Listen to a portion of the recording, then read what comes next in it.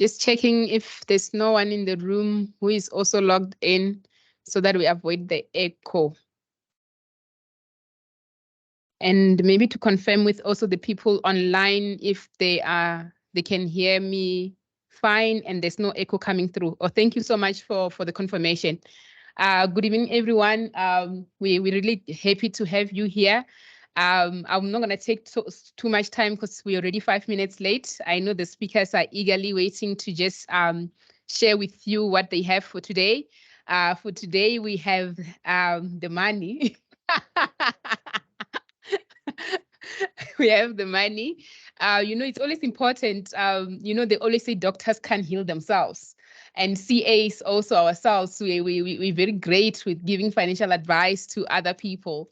But I guess as doctors also having to go to get prescription from other doctors ourselves also, today we are very honored to have Kwanele, who's going to be talking to us about how to really manage our finance. Financial wellness is one of the important parts in each and every professional, especially in South Africa with the economy which we have.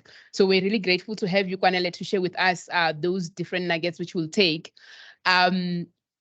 After Kwanele is done, I'm not going to come back. After Kwanele is done, we're going to have Rendani, who's going to be tackling task F, strategy, risk, management, and governance. It's a very topical task always because I think it's got a lot of opinions when it gets to that. Also, I'm hoping that also you guys have also had a chance to go through the reflection videos and the slides, which would have helped you to go through the PRI. And right after that is going to be Dr. Pulen. He's our critical thinker.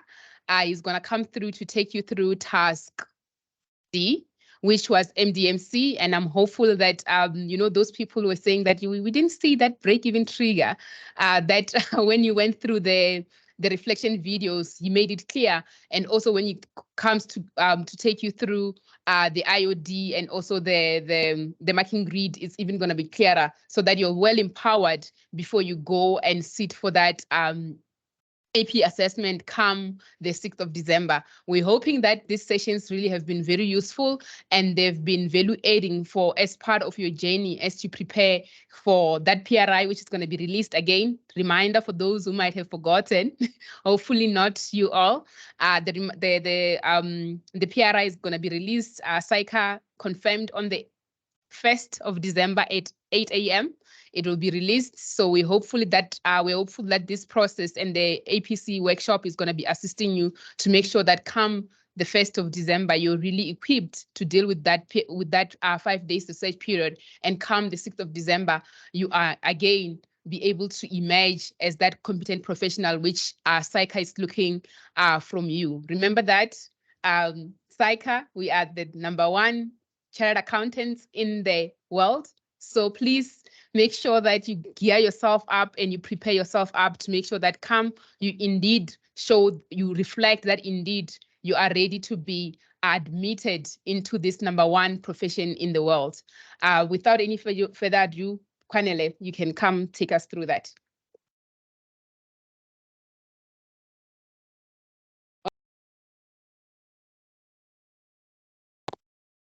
Good evening to everyone. Firstly, thank you once again for giving us the opportunity to talk to you before you get into the meaty stuff. Like I said, my name is Tino and I'm here from Investec Bank. And today, as part of just giving you a little bit more understanding, I've requested one of our financial advisors, Kwanele Mabaso, to join us. And pretty much just tell you about the additional things you get with the Investec private bank account. Like I said, I'm the banker and he's the financial advisor that gets the clients over the line. But with further ado, Kwanele. Good evening, everyone. Kwanele here, one of the senior financial advisors here at Investec. Work very, very closely with Tino Tenda. And I mean, yeah, as Tino says, I guess I'm here just to chat around, obviously, financial wellness and, some of the perks that you would get, obviously, if you do bank with Investec. Not only do you get a private banker, which would be Tino, you would also get an investment manager as well as a financial advisor who can assist you with any of your financial needs. So Tino just asked me to, accompany him just to chat around, financial wellness, investments, especially investing in long term. Yeah, so I don't know. I just want to get a sense. I mean, I guess I see majority of the people are online. I just wanted to get a sense of, what the differences between, or anybody who can give me the differences, between saving and investing.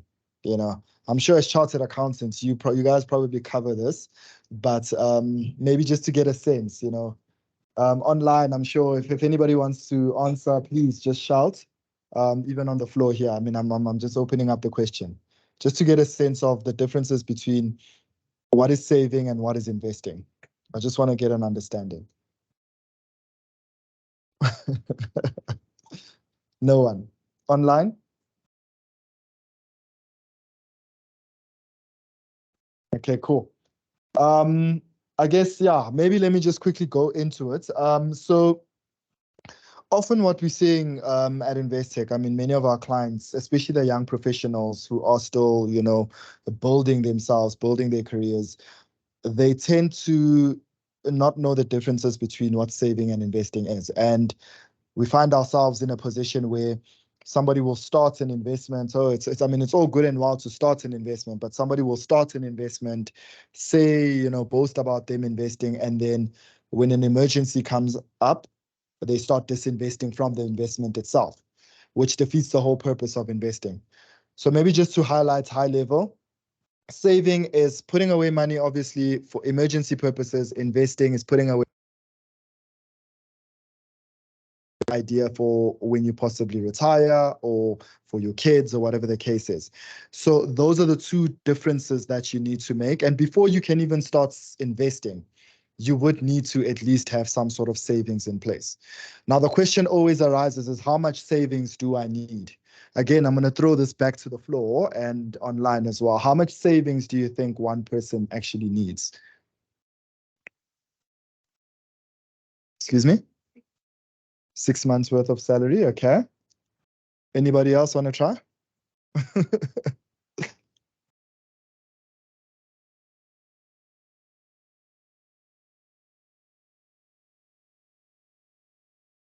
Okay, so yeah, I guess yeah, you're right. So anything between 3 to 6 months worth of salary, that is a good, estimate or a gauge as to where you should be in terms of your savings. So obviously, if you are earning, call it 10,000 Rand a month, your minimum should be at least 30,000, 60,000 should be what you're aiming for. Then you can start looking at investing, because what that then says is that in the event a situation comes, an emergency comes, you are now able to actually, instead of disinvesting from an investment portfolio, you can now go into those savings, which is generally used for that purpose.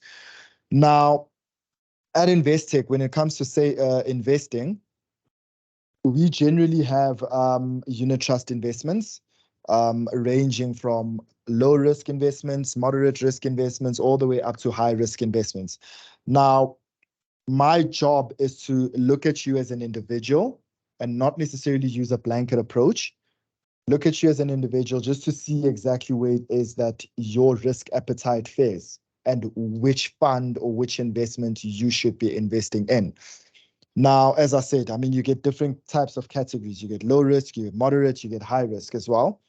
Now, depending on the appetite and the time horizon you have, that's where I would then come in just to structure your investments for you. Now, I'm sure, I mean, you can probably get it at any other bank. You could get that service at any other bank, but with our banking and how our banking is structured, it does come included in your monthly service fee. So at no point would you ever be paying over and above for my services, just to, let you know about how that private banking account works. And I'm sure Tino will touch and speak to that as well. So, I mean, I don't know. So far, is there anybody else with questions at the moment, just before I continue? Any questions? Just, yeah, sure. Yeah.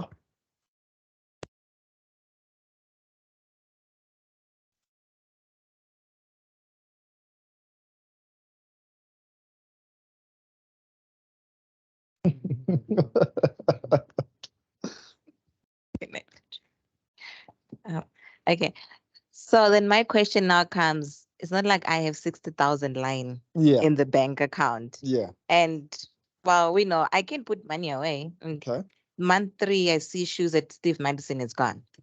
Okay. And now I'm back to 0 again. So now to do that whole investment plan that you are proposing to us, do I really need to have like 60K in my bank account as an No. example? Thank you. No, so remember, this is just an estimate. It's just to gauge. All I'm saying is that when it comes to saving, so it's actually saving and not investing. So have money put aside for saving before you can even start investing. Because as you say, you come across a situation where you see shoes. So you start an investment portfolio, you see shoes, you're now disinvesting from an investment. You'd rather want to withdraw from a savings product, which is interest bearing, as opposed to disinvesting from an investment product, which is volatile.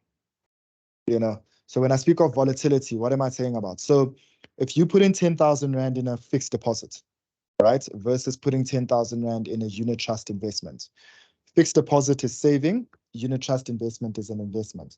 Fixed deposit is guaranteed, unit trust investment is not guaranteed. So when I say start with the saving, at least you know that you're putting away your 10,000 Rand, you have some sort of guarantee to it, as opposed to putting away 10,000 Rand in an investment that is actually determined by market volatility. You can wake up one morning and that 10,000 Rand can be 9.5 because the markets are not favoring you. Whereas with the fixed deposit, you know that 10,000 Rand, you have your 10,000 Rand, it's guaranteed. In fact, you're earning interest at whatever interest rate the bank would have given you. So rather start there before you can actually look at something a bit more riskier. And that's the point I'm trying to make. Now, with regards to how much you should actually have in the savings, all I was saying is look at what you're currently earning at the moment. Try aim for at least 3 months worth of that. And that should put you in at least a good position. Should an emergency come up, you know that you can then withdraw from that. I believe there's a question online. Sure. Sure, Good online. evening. Good evening. Hi, how's it? I'm good, yourself. Thank you. Good. I just wanted to ask, like, if investing in a unit trust, are we doing it directly from? Are we the investors? Like, because the way I understand it, shouldn't investor be the middleman that invests on our behalf in terms of choosing which unit trust will be profitable? Almost like what Ellen Gray does, like a middleman, like a third party. In that way, there's like a sort of like a guarantee of specific returns over a period of time, or do we do it ourselves directly? So it's a bit of both. So I wouldn't really say we would play a middleman. We would rather partner with you to choosing the correct fund that's suitable for you. You would then invest in that fund. Obviously, it's your money, so you're investing in the fund sits in your name. So I think middleman is not the right word, maybe a partnership. It would literally be a partnership where I take you on this journey and we start your investment portfolio. We look at your profile, we look at your time horizon, and therefore I'm then able to say, okay, Katlego, this is the actual fund that you should be going into given your risk profiling. I don't know if that answers your question, Katlego. Okay, just to follow up, for interest's sake, does like Sure. Ellen Gray does the same thing? Yeah, so I mean, a lot of them will do that. So what you'll find is you'll get fund managers or investment managers. They will essentially do that, but a lot of the time they will then leave you. So they will do it, advise you, and then leave you and let you then go about your investment. What we're saying at Investec is that we partner with you throughout the entire journey. So if you literally need to find out what's happening with the investment, how is it performing, how is it tracking, you literally pick up the phone, answer the phone, and I'm able to give you a breakdown over the last couple of months, even if it's a year or so, whatever the case is. But to answer your question, yes, your Allen Grays and your Coronations, they do offer that service as well. It is something that they do offer. Okay, thank you very much. Cool. Any other questions?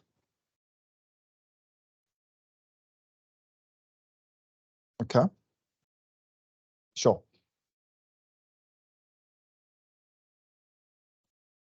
Is one which is saying how much, which portfolio is good for savings in Investec. Okay. There is the second one is how much are monthly fees. Okay.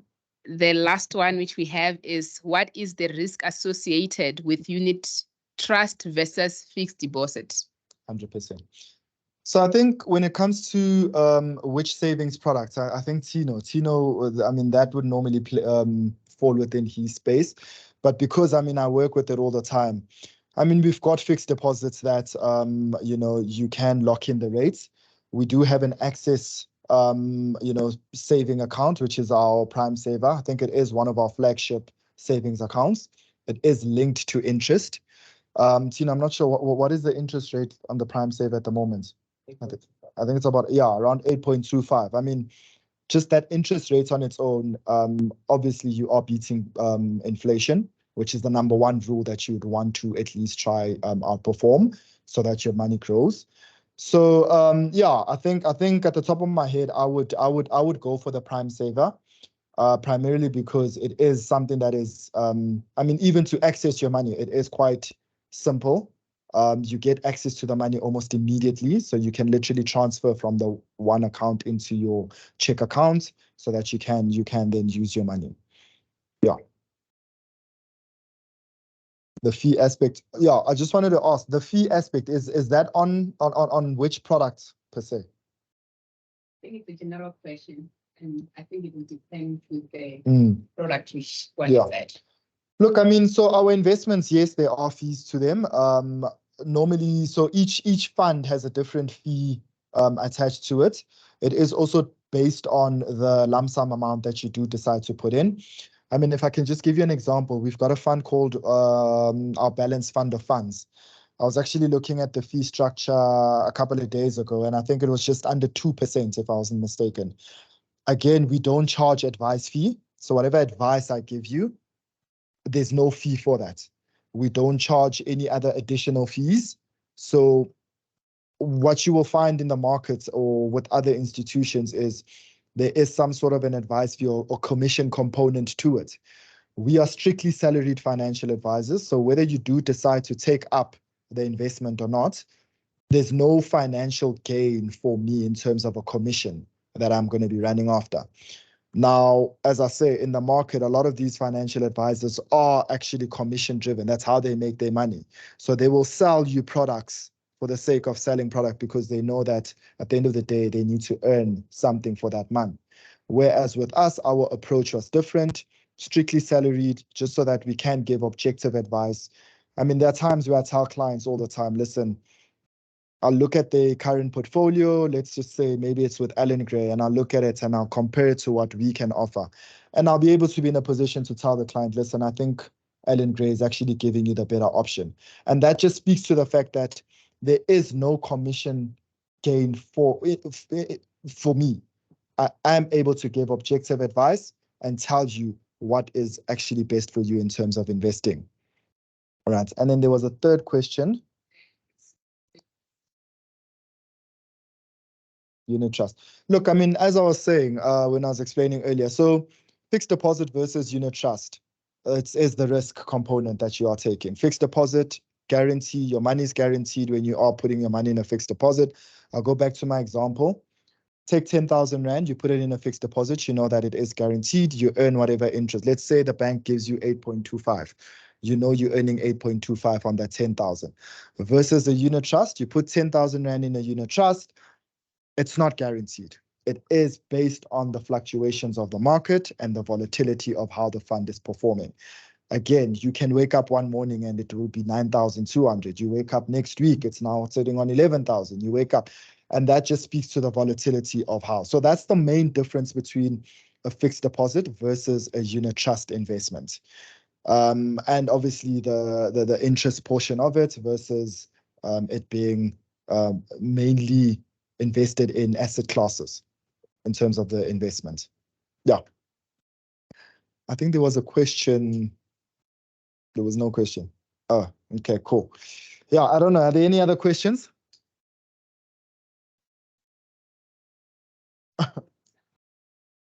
chart, Okay. which says, will Investec ever offer government bonds as a product? So not in its, was that the full question? Sorry. Yes, yes, it's a question if Okay. Investec is ever going to So- offer the government bond. So not yeah. in its full capacity. Remember, government bonds is an asset class on its own. And the unit trust, so maybe let's just break down what a unit trust is, just to give people, you know, a better understanding. So basically a unit trust is a basket of asset classes. So it's a mixture of asset classes under one basket. Government bonds is an asset class on its own. So will Investec ever offer government bonds as an asset class to clients? No. It will, however, be incorporated in a unit trust. So when you are investing in a unit trust, you will find some of our, in fact, most of our unit trusts actually have government bonds incorporated.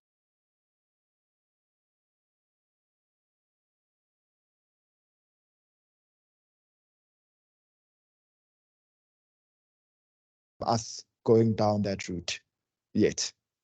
Yeah. Okay, cool. All right, I don't know, are there any other questions before I proceed? Okay, so yeah, I think that just covers you know, high level investing. We do offer unit trust investments. Over and above that, we do also offer our life insurance products. I know Tino did want me to just quickly touch on that, just to, you know, let you know our full service offering or what it is that I can offer.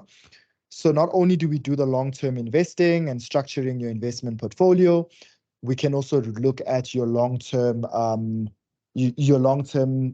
insurances. So this is your life covers, your funeral covers, your disability covers, and so forth.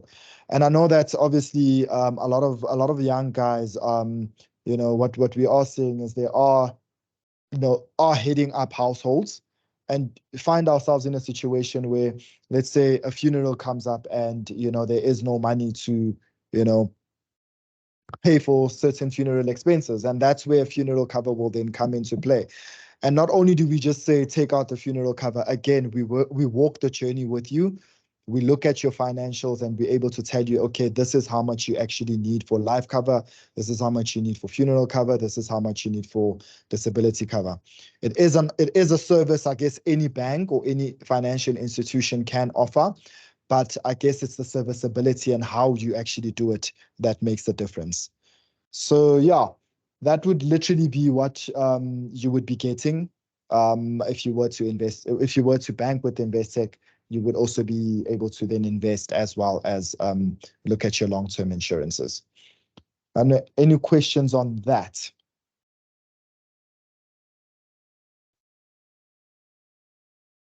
Yes, we do. So that would fall within our investments.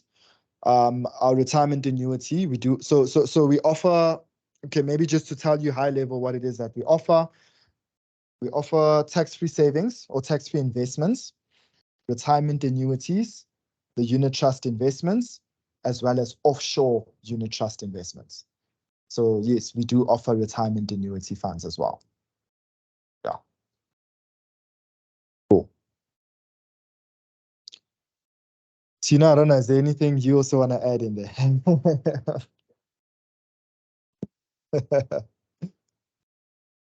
Okay. All right, cool. Sure. Between saving in the cash management account versus the prime saver. Yeah, that's definitely someone who has a private bank account. Yeah, I think maybe Tino, maybe Tino can take this because this is what it falls within his space. Okay, so the cash management account does give you it's an interest-bearing account. The interest you earn on the cash management is really not as great. Oh, sorry, not as great as what we anticipate it to be. It's around about 2.5% on a nominal basis. The prime saver is exactly the same as the cash management, just has a greater interest-bearing ratio. So currently it's priced at 8.25% nominally. So obviously the really nice thing about it is that it's an instant access account. You can literally move the funds in the exact same way. So my I'm not allowed to advise, but I'm allowed to guide. My guidance factor would be to actually have your prime saver. One thing that we definitely do, and I punted hugely, is once you've opened your private bank account, the very first account I'm opening for you on your behalf is your prime saver. And I literally say to you, look, 2.5%, 8.25, you make the decision. So I think that's just our way of looking after, I guess, the clients we're bringing on as best as we can. Question online. You can open the mic. Okay, hi. I don't know if I'm audible. I just wanted to ask in terms of your retirement funds, how much is the minimum contribution, and then how far does it go then from there? And given that nowadays we change jobs quite a lot, what happens if I'm unemployed for a certain period of time, changing in between jobs and things like that? How will that be factored in? 100%. No, that's actually a good question. So yeah, our retirement annuity funds. First question, well, to answer your first question, the minimum amount that you can literally deposit is a debit order amount of 1,000 Rand. You can literally start your retirement annuity with 1,000 Rand debit order, and you can then put in as much as you want. Now, as you know, well, I'm not sure if you know, but if you do contribute to a retirement annuity, you do get a tax deduction. There is a tax deduction or a tax benefit that you would qualify for. So the more you put into a retirement annuity, the more you would actually have in terms of a tax deduction from SARS. So yes, I mean, we're changing jobs all the time. A retirement annuity, well, with ours, how it's structured, you start the retirement annuity, you can have the debit order, and you can actually stop the debit order. You are not mandated, or you're not forced to continue contributing to it. You can leave whatever you've accumulated in the retirement annuity there up until you are back on your feet. And remember, whatever it is that you're leaving there is actually also working with whatever or how the market is performing as well. So yeah, there's no need for you to continuously be depositing every month, even though you are not working. So you can stop up until you are back on your feet again. All right, thank you. Okay, cool. Okay, another question online. Hi. I thought like retirement annuity funds is almost like a guaranteed return at a specific age. Maybe in the future, you're gonna get a minimum amount of this much. So it's Not still necessarily. uncertain. Yeah, so there is still uncertainty. It's not necessarily so. So what we can do for you is we can actually do a future projection to say if you were to deposit, let's say 2,000 Rand every month into this fund for the next 40 years, how much you would have after 40 years when you get to retirement. However, that is just an indicative figure. It's not, you can't hold us to that amount, because remember, it is based on the fluctuation of how the fund is performing. Now, if your retirement annuity is invested in some sort of a fixed deposit, then it becomes easier, because then you know that I am guaranteed that amount. But if you are investing your retirement annuity in something that is a bit more volatile, it becomes a bit difficult, although we can actually have some sort of future projection to give you some sort of an indication. So no, it's not a guaranteed amount. It's not a guaranteed amount. And I have to stress this, because a lot of people, they start a retirement annuity expecting that they're going to have X amount when they retire at the age of 65. It is an indicative amount. It's just to give you some sort of an idea. But then that also speaks to what type of retirement annuity you are invested in. Okay, last follow-up question. Like if I invest in a volatile market in terms of the RAF, yeah, can I get guaranteed like the cost of my, at least as a minimum cost of my contributions from now until the age of 65? Or it can still work? Yeah, so remember, as I said, we can't guarantee it. We can't guarantee it. So I can show you a future projection to say, You are sitting in a volatile fund. You are sitting in a high risk fund. This is how this fund has been performing. This is how we anticipate the fund to be performing going forward.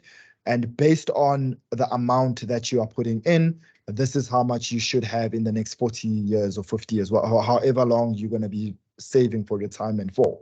So, but again, it is an indicative amount. It's not guaranteed.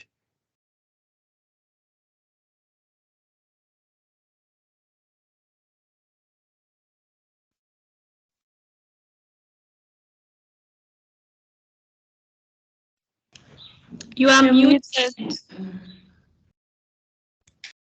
Am I muted? Can you guys hear me now? Yes. I know. Okay.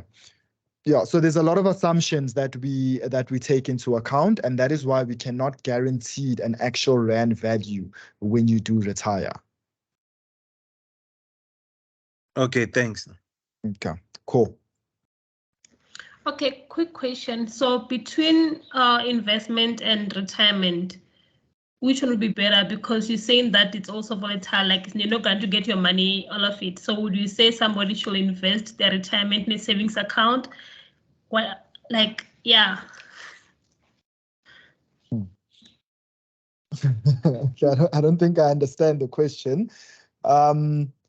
Remember, when you're putting away money for retirement, essentially what you are doing is you are investing.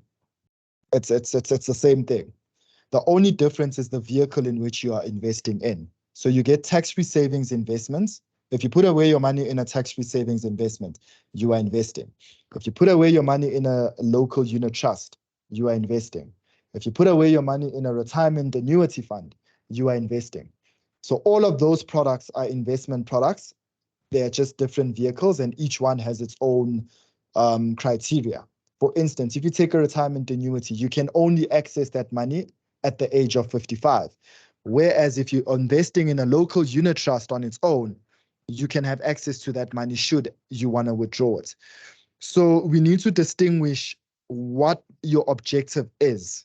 I think that's the most important thing. We need to figure out what your objective is. What is it that you want to invest for? Then we will then try and align you with the correct vehicle that is more tax efficient and makes more sense based on whatever your objectives are.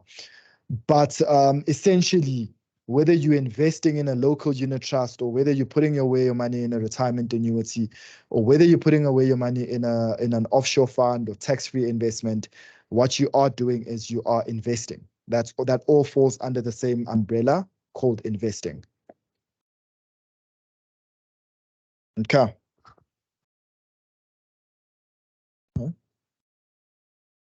All right, cool. Yeah, any other questions before we wrap up?